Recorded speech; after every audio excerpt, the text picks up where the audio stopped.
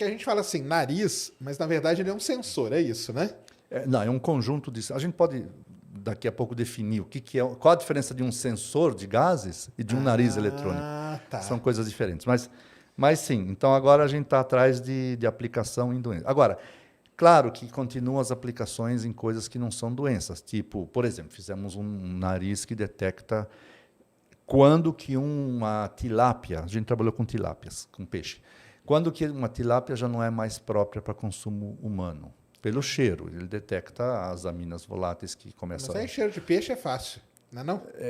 Sim, mas existe um limiar, quer dizer, Sim. todo peixe cheira peixe, né? Mas quando começa a cheirar demais... Cheirar mal, né?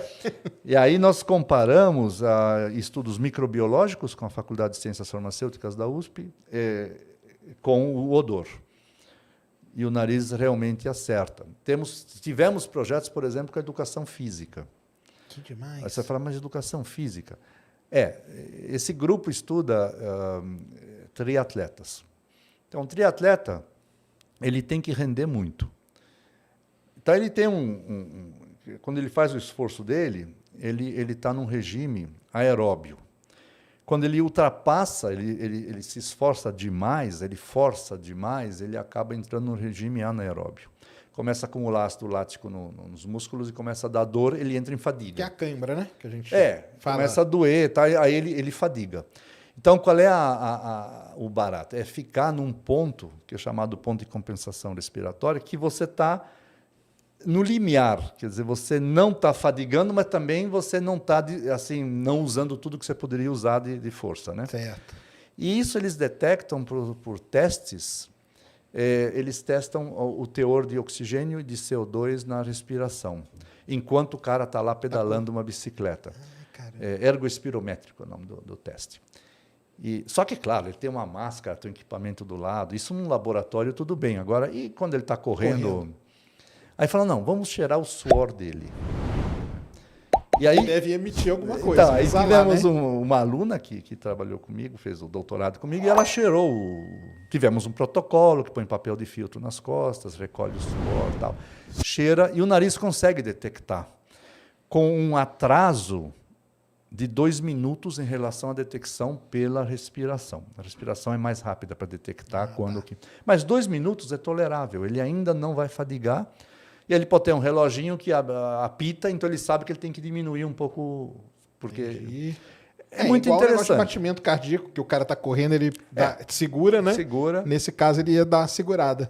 Então, em termos de aplicações, você vê que tem Nossa, várias. tem muita Então, mesmo. a gente continua com outras aplicações, claro, aberto a outras aplicações, mas eu, particularmente, me encantei muito com a medicina. Por quê? Porque, sei lá, você está salvando vidas, né? Então, no momento de uma pandemia como essas, você trabalhar com um sensor, né, um nariz eletrônico, consegue detectar em 2 minutos se você está ou não com SARS-CoV-2, a um custo muito, muito, muito mais baixo do que os testes de farmácia. Você vai falar, para que fazer nariz eletrônico? Tem os testes já, né? Sim, mas eles têm um custo elevado, custa R$100, R$90, né? E o nariz custa ele inteiro R$600 e ele pode fazer milhares de... Então, se você divide por 1.000, né, você chega em centavos, né? Então, é uma vantagem enorme, né? E assim, R$600 é um custo que você pode ter um equipamento desses em todos os postos de saúde do SUS.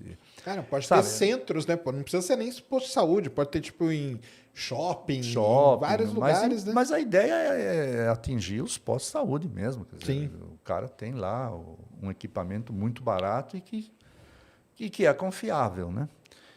E se você consegue detectar outras doenças, muitas infecções por bactérias você detecta pelo cheiro.